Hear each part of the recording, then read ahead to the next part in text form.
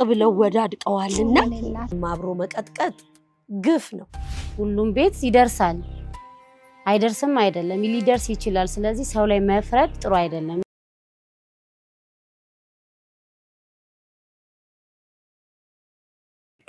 ድካም አለ ግን ያው ደስ ብሎናል። ያው ትንሽ ሰውም እንዲረጋጋኛም እንፈልጋለን። ያው እንደምታዩ ትላንት በዓል ነበር፣ ሰራተኛ የለም። ግን ለዚህ ለኔ መልስ ለመስጠት ሁለት ጊዜ አላሰበና ወዲያው ገብቶ ነው የተሯሯጠው ዶክተር ረድኤት። በኋላ ላይም ከዛ ከመጣ በኋላ ወደ ኤካ ነው የወሰድነው።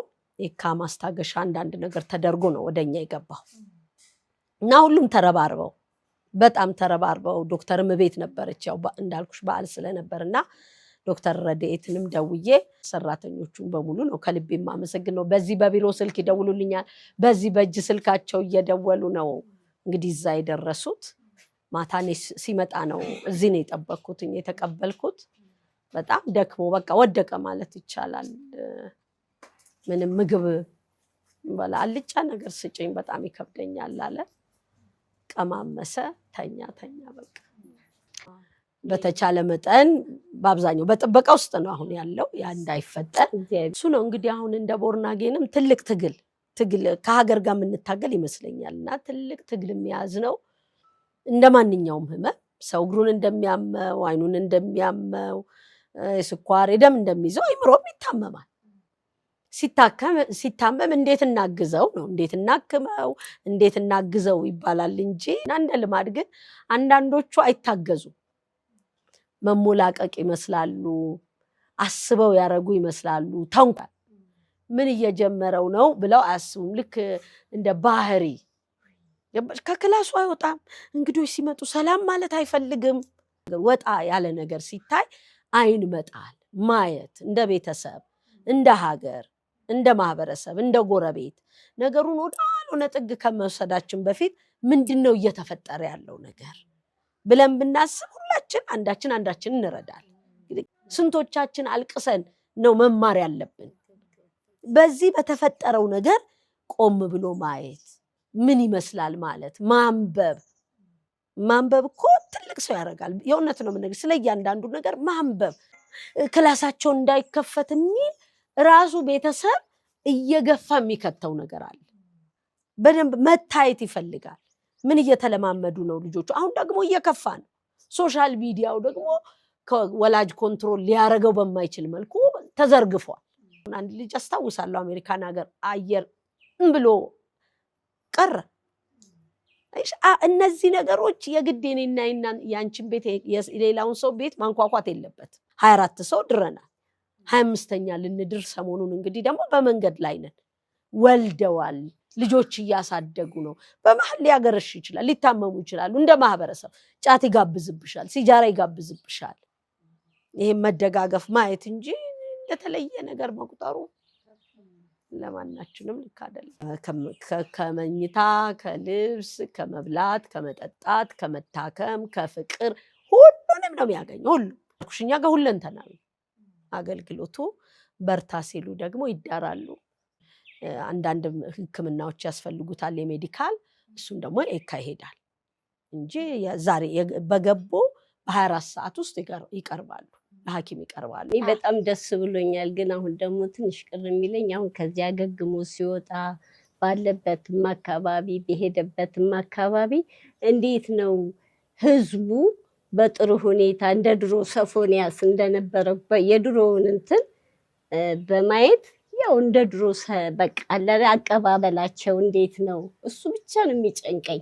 ያገሉብኛል ብለው ይፈራሉ። ያገሉብኝ ሆኖ ህመሙ ነው እንዲህ የሚያደርገው። ይሄ ነው ትንሽ የሚጨንቀኝ። ለምን መልሶ ይሄ ልጅ ደግሞ ወደዛው እንዳይገባ እኛ ጋር በቀላሉ ሪሃብል የሚያደርጉበት አንዱ ምክንያት የኛ መቀበል ነው። አምነን ነው ስራ የምንሰጣቸው፣ አምነን ነው ምንድራቸው እና ተቀባይነት የሚለው ነገር ትልቅ ነገር አለው። እንዳየሽው እንግዲህ ከዛ በኋላ የተፈጠረው አሁን ትላንትና ነው ከዛ በኋላ ያየሁትና ይቅርታ ጠይቋል ተብሎ የተለጠፈው ፎቶ እና ዛሬ ሶፊ ያለበት ነገር ይለያያል።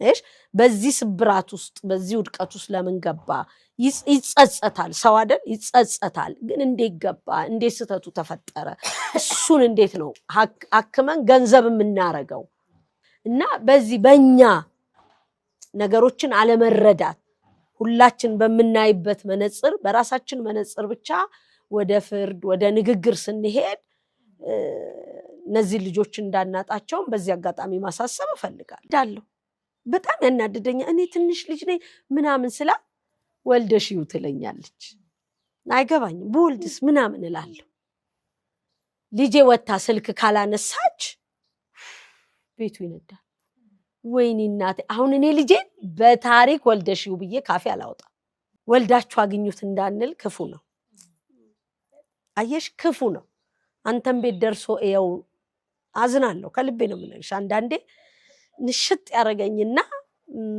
ግን አዝናለሁ ወልደህው የሚባል አይደለም ለማንም አይስጠው ነው ሁሌም የምለው ለጠላትሽ ጠላቴ ለምትዩ ሰው እንኳን ይሄንን አይስጠው ስለዚህ ብናስብ እንደባለ አእምሮ ሰው እኛ ቤት እንዲያንኳኳ እድል ባንሰጥ ጠፋፋ ክፉ ነገር ባናረግ በጎ ማሰብ ብንችል በበጎ እንዴት አግዘን እናውጣ ብንል ነገኛም ከተጠያቂነት እንድናለን በቃ ይሄ ልጅ ታክሞ ከዳነ ወደ ራሱ ከተመለሰ በኋላ በቃ እንደ ድሮ ሰዎች ቢቀበሉት ባያገሉት ለምን ተመልሶ እዛው እንዳይሆን በቃ እንደዛ ነው የምለው ባያገሉ ደስ ይለኛል ምክንያቱም ሁሉም ቤት የሚመጣበትን አይታወቅም ሁሉም ቤት ይደርሳል አይደርስም አይደለም ሊደርስ ይችላል ስለዚህ ሰው ላይ መፍረድ ጥሩ አይደለም በቃ እንደፈለገ እንዲሆን ስራውን ወጥቶ ሰርቶ ገብቶ እኛ ምንም አናረግላትም ለሷ እሱ ነው ያላት እኛ የራሳችን ህይወት አለን ከዛ በኋላ እሷ በልጇ የምትደሰትበትን ጊዜ ነው የምጠብቀው ነው ለምንድን ነው እንዲያገለው የሆነው እኔንም እንዳደርሺ በፍጹም እንዳትመጪ ነው የተባልኩት ይሄ መሆን የለበትም ምክንያቱም ነግበኔ ማለት ያስፈልጋል ወላድ እውነቴን ነው ይፍረድ ወላድ ይፍረደው መቼም ሁሉም በየቤቱ ልጅ አለው ምንድነው ነገ ጧት በእኛ ሊደርስ ይችላል የሚለውን ነገር መገመት ያስፈልጋል አዎ ይሄንን አስቦ መናገር ያስፈልጋል ዝም ብሎ አትድረሱብኝ አይባልም ይሄን ነው ላስተላልፍ የምፈልገው ምንም መተዳደሪያ የለኝም ሶፎንያስ ነው አስተዳዳሪ በቃ እሱ ነው ሁሉን ነገር ያው ሸፍኖ እንትን የሚለኝ እኔ ምንም ገቢ የለኝም እውነት ለመናገር እውነት ነው የምልሽ ታውቂዋለሽ ወደፊትም ልትሰሚ ትችያለሽ እሱ ነው በቃ በፊት ባሌ የነሱ አባት ነበረ እሱ ጋር ነበርኩ እሱ ሞተብኝ ጡረታ የለኝም እውነት ለመናገር እኔ አልዋሽም በዋሽም ለእኔ ጥሩ አይደለም ቆራዴ ነኝ ስለዚህ የባሌን ጡረታ አላገኘሁም ምን ምክንያት እንዳለው አልሰጡኝም በቃ አቁመውብኛል ተከራክሬያለሁ ግን አይገባውትም ነው የተባልኩት የባለቤቴ ማለት ነው ስለዚህ እግዚአብሔር ይመስገን ይሄንን ቤትም ያገኘሁት በርካሽ በመጀመሪያ እንትን ነበርኩኝ እኔ እና በርካሹ ጊዜ ነው እንጂ እንደሁም ቢሆን እኔ ኮንዶሚኒየም አላገኝም ነበር እጣ ደርሶት ነው እጣ ደርሶኝ ነው እና ርካሽ ነበር ምልሽ የቅድሚያ ክፍያው ርካሽ ናት ያችን ከፍዬ በቃ በሱ ነው ያገኘሁት ልጅ በሚውልበት ወላጅ አይውልም ወላጅንም አብሮ በልዩ መንገድ በተለይ እንዲህ አይነት ነገር ሲከሰት ወላጅንም አብሮ መቀጥቀጥ ግፍ ነው እኔ ሁሌም በቃ ግፍ ነው ያልተገባ ዘር በራስ ላይ መዝራት ነውና እንደው ብንቆጠብ ብንተጋገዝ ብንረዳዳ እሱን ነው ማስተላለፍ የምፈልገው